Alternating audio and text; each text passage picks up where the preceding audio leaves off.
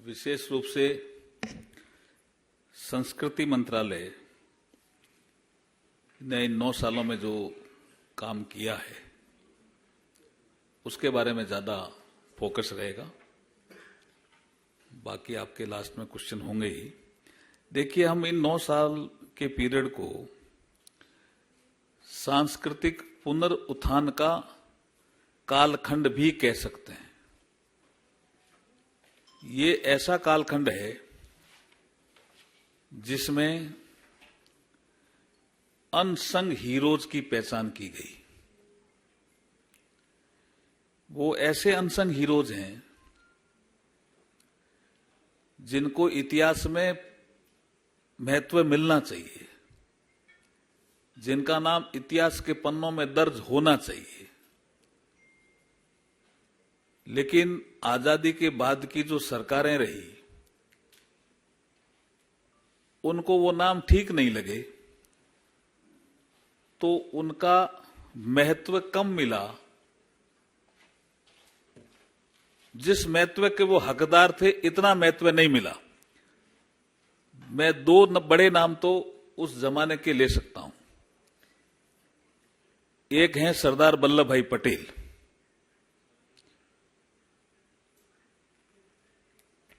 उनके साथ आप सबको पता है कि वो मान और सम्मान जो नहीं मिला। और राजेंद्र प्रसाद जी जब उनका संस्कार हुआ था तब सब बुक्स में भी है, आपके भी ध्यान में है, मुट्ठी ऐसे राख उठाई थी सरदार पटेल साहब की उन्होंने कि ये राख एक दिन अमर होगी। और ये हुई। ये नरेंद्र मोदी जी के कालखंड में केवड़िया में, जिसको अब एकता नगर भी कहते हैं, 182 फीट ऊंची प्रतिमा बना करके नरेंद्र मोदी जी ने वो मान और सम्मान सरदार पटेल जी को दिया जिसके वो हकदार थे। दूसरा, बाबा साहब डॉक्टर भीमराव अंबेडकर, जिन्होंने हर तरह की अपनी योग्यता दिखाई। संविधान निर्माण से लेकर के कोई सब्जेक्ट नहीं छोड़ा जिसपे उनका कोई आर्टिकल नहीं आया हो, उनकी कोई बुक नहीं आई हो। मानव शास्त्री से लेकर के, समाज शास्त्री से लेकर के, राजनीति शास्त्र से लेकर के, पत्रकार से लेकर के, लेखक से लेकर के, फिर भी 6 दिसंबर 1956 को उनका परिनिर्वाण होता है और 90 में जाकर के भारत रत्न मिलता है। और तब मिलता है जब कांग्रेस की गवर्नमेंट नहीं होती है। यहां वीपी सिंह जी प्रधानमंत्री होते हैं और भारतीय जनता पार्टी बाहर से समर्थन देती है। पंचतीर्थ का विकास इस 9 सालों में हुआ। वो पंचतीर्थ जो बाबा साहब के जीवन से जुड़े हुए स्थान थे, जन्म स्थान मऊ,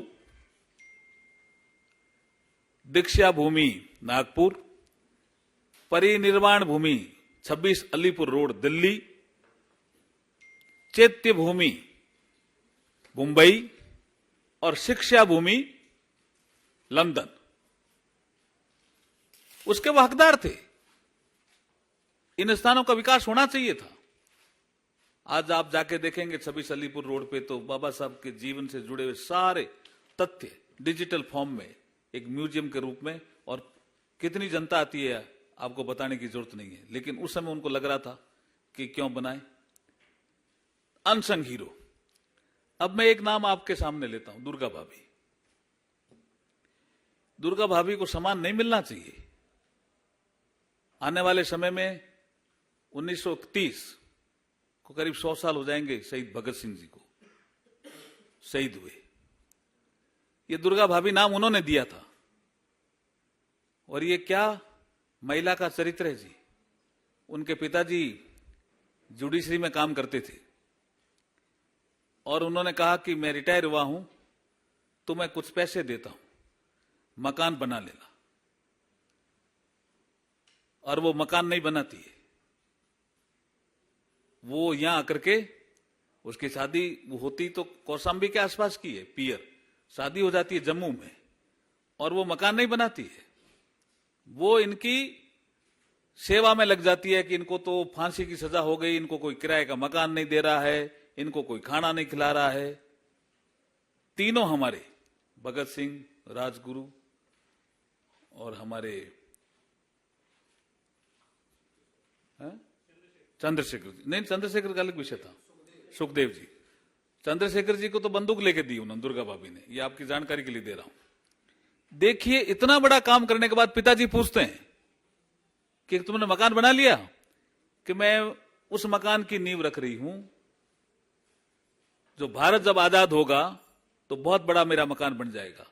भगत सिंह पूछते हैं, ये पैसा कहां से लाती हो?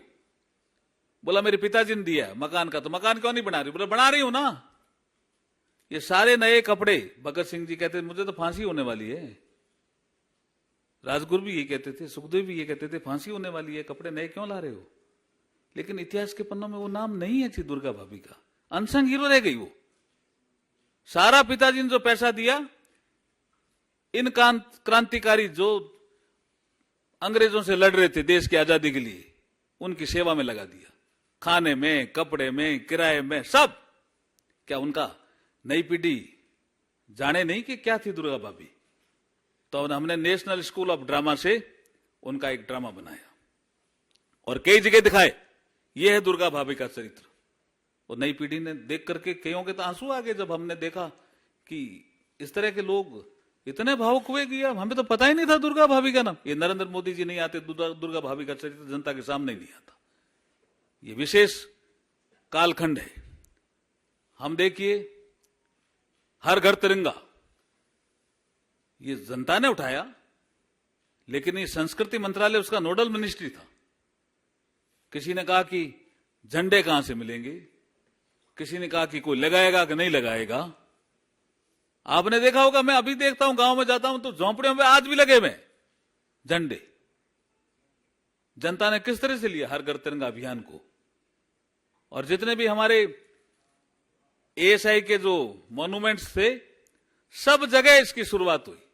नहीं तो मॉन्यूमेंट्स भी कई बार पता नहीं कौन सा मॉन्यूमेंट्स है, कितना महत्व का है, जनता को जानने को मिला कि ये मॉन्यूमेंट्स इतना इंपॉर्टेंट है, इसकी ये महत्वता है, कुंभलगढ़ क्यों फेमस है। ये सब चीजें जो सांस्कृतिक पुनरुत्थान से जुड़ी हुई थी, ये इसी कालखंड में। और मात्र संयोग नहीं है कि श्री राम मंदिर का निर्माण भी इसी कालखंड में हो रहा है। काशी भव्य बनी, ये भी मात्र संयोग नहीं है। 354 अतिकर्मी थे वहां, कोई छोटा काम नहीं था। सबको पुनर्वास किया गया, कोई कोर्ट केस नहीं हुआ, जितना मुआवजा चाहिए दिया गया और काशी को भव्य बनाया गया। उज्जैन महाकाल लोक परियोजना, यह भी कोई छोटा काम नहीं था। और केदारनाथ पुनर्वास विकास परियोजना, यह भी कोई छोटा काम नहीं था। सोमनाथ मंदिर का पुनर्निर्माण, यह भी कोई छोटा नहीं था। रामानुजाचार्य जो समानता की बात करते हैं, प्रधानमंत्री जी ने लाल किले की प्राचीर से उनके बारे में जिक्र किया कि वो इक्वलिटी के इतने बड़े महापुरुष हुए। उनके लिए स्टैच्यू ऑफ इक्वलिटी, ये भी इसी कालखंड की देन है। सिख तीर्थ यात्रियों के लिए करतारपुर साहिब कॉरिडोर, देश आजाद हुआ तब से सिख समाज के लोग कह रहे थे कि गुरु नानक के दर्शन करने के लिए वहां जाना है करतारपुर साहिब, और कॉरिडोर नहीं था। यह प्रधानमंत्री मोदी जी के कालखंड में हुआ। गुरु गोविंद सिंह जी का 350वां प्रकाश पर्व और गुरु नानक देव जी का 550वां प्रकाश पर्व भी ऐतिहासिक रूप से मनाया गया। ये चार धाम, इनका जो रास्ता सुगम किया गया, ये भी इसी कालखंड की देन है। आबू धाबी में स्वामीनारायण मंदिर, ये भी इसी कालखंड का। मैं जहां राजस्थान से आता हूं, मानगढ़ धाम और जलियांवाला बाग, जलियांवाला बाग का पुनर्निर्माण हुआ, प्रधानमंत्री जी ने खुद ने लोकार्पण किया। पर मानगढ़ धाम, फिर मैं कहता हूं, ये अनसंग हीरो का एक पार्ट है।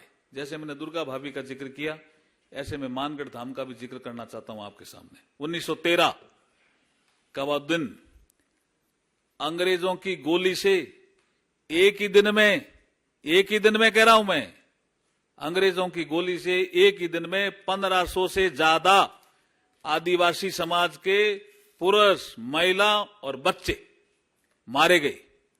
लेकिन कौन जानता है, इतिहास में इनका किसी ने दर्ज कर दिया कि ये भीलों का विद्रोह था? ये विद्रोह था, वो लड़े थे देश के लिए। कि हम अंग्रेजों के इस कानून को नहीं मानेंगे, उसको विद्रोह करके कह दिया। प्रधानमंत्री नरेंद्र मोदी जी पहली बार यहां गए, मानगढ़ धाम। ये देखिए कितना बड़ा काम उन्होंने किया। और मानगढ़ धाम की विकास की परियोजनाएं, उसके बारे में चिंतन, ये सब हो रहा है। आप देखेंगे कि एक बड़ा काम और हुआ है संस्कृति मंत्रालय के द्वारा। आपको लगता है कि ये जो मूर्तियां चोरी हो जाती थी, ये तस्करी के लोग, तस्कर कितने होते थे और हमारी संस्कृति को नष्ट करते थे, हम कोई बहुत बड़ा उसमें पैरवी नहीं करते थे, हल्की पैरवी करके छोड़ देते थे। तो आप आंकड़ा देखेंगे तो चकित रह जाएंगे। 2014 से पहले खाली चोरी गई 13 मूर्तियां वापिस आई, 13। और 14 के बाद कितनी आई? 231। You just see the speed and scale. यही नरेंद्र मोदी जी के 9 साल के कालखंड के हर योजना में यही है। उन्होंने स्केल भी बढ़ाया और स्पीड भी बढ़ाई। कहां 13 मूर्तियां ही आई इतने सालों के प्रयासों के बाद, और कहां 2014 के बाद 231 चोरी गई हमारी मूर्तियां वस्तु में वापस आई। भारत के महापुरुषों का सम्मान आप देखिए, इंडिया गेट पे सुभाष चंद्र बोस की प्रतिमा। अब ये आपको जानकारी है और नहीं है तो मैं बता दूं। जॉर्ज पंचम यहां आए थे। जॉर्ज पंचम आए, कोलकाता से दिल्ली राजधानी बदली, एक समारोह हुआ और बाद में लगा कि भाई 36 में उनकी डेथ हो गई, 1936 में जॉर्ज पंचम की। तो लगा कि उनकी प्रतिमा लगनी चाहिए। इंडिया गेट पे उनकी छतरी बना के और प्रतिमा लगा दी। देश आजाद हुआ। बहुत से लोगों ने लोकसभा की डिबेट में है कि साहब इनकी आप जॉर्ज पंचम की मूर्ति तो हटा दो। तो उस समय जो प्रधानमंत्री थे या पता नहीं क्यों नहीं हटाई, 1968 में हटी। और 68 में हटने के बाद भी छतरी नहीं हटी। तो जो लोग घूमने जाते थे, मेरा भी इसमें लोकसभा में एक सवाल था कि जो लोग घूमने जाते थे पूछते थे ये क्या है, कि ये जॉर्ज पंचम की छतरी है। जॉर्ज पंचम नहीं था वहां, लेकिन छतरी के कारण जिंदा था। तो गुलामी के अवशेष हमें नहीं रखने, इस सिद्धांत से नरेंद्र मोदी चले और यहां सुभाष चंद्र बोस की मूर्ति स्थापित की। यह भी बहुत बड़ा अचीवमेंट है। और कर्तव्य पथ, नाम भी दिया कर्तव्य पथ। अंतर्राष्ट्रीय योग दिवस अभी आ ही रहा है 21 जून को। 26 दिसंबर को वीर बाल दिवस। तेग बहादुर जी का आप देखिए प्रकाश पर्व। वही लाल किला जहां वो शहीद हुए थे, उसी लाल किले की प्राचीर पे गुरु तेग बहादुर जी का जीवन चरित्र दिखाया जाता है। और जब लोग देखते हैं तो कहते हैं भाई वाह नरेंद्र मोदी, ये क्या किया, कितना बड़ा काम किया आपने। ये सारी चीजें मैं आपको इसलिए कहना चाहता हूं कि हमारी संस्कृति से जुड़े हुए, चाहे बुद्ध सर्किट हो, चाहे रामायण सर्किट हो, चाहे कृष्णा सर्किट हो, ये सब काम हमारे मंत्रालय से इस पीरियड में हुए हैं। तो मैंने कुछ चीजों का जिक्र किया। मैं अब आपको सवालों के लिए आमंत्रित करता हूं। बहुत बहुत धन्यवाद। विनीत झा। सर, जिस तरह से सिंगोल को लेकर के कांग्रेस जो है वो लगातार आपत्ति करते कैसे देखते हैं? देखिए, सिंगोल, दो तरह की आपत्तियां कांग्रेस ने की, शायद आपने देखा होगा। पहले तो उन्होंने कहा कि ये कोई ऐसी घटना हुई नहीं थी 47 में। तो वो फिर हमने टाइम मैगजीन और सारी चीजें आपके सामने रखी तो पता चला कि घटना हुई थी। जवाहरलाल नेहरू जी भी पूजा में बैठे थे, ये सब चीजें थी। सिंगोल, उन्होंने कहा, लॉर्ड माउंटबेटन ने पूछा कि सत्ता हस्तांतरण का कोई सिंबल है क्या? तो वो जब ध्यान में आते आते राजा जी के थ्रू बात गई तो ये पता चला कि हमारे साउथ में, तो साउथ से नॉर्थ ये देश एक रहे, एकता रहे, इस तरह का एक कंसेप्ट के कारण ये विषय आया। और उस समय हुआ, सारे आपके मीडिया में आया भी है, सबने देखा भी है। अब तो साउथ में तो बहुत बड़ा जश्न भी, आदिनाम जो 22 हमारे जो लोग हैं उनके मनाया गया, हर जगह मनाया गया। लेकिन कांग्रेस ने कहा पहले तो हुआ ही नहीं, फिर वो चुप हो गए, हुआ।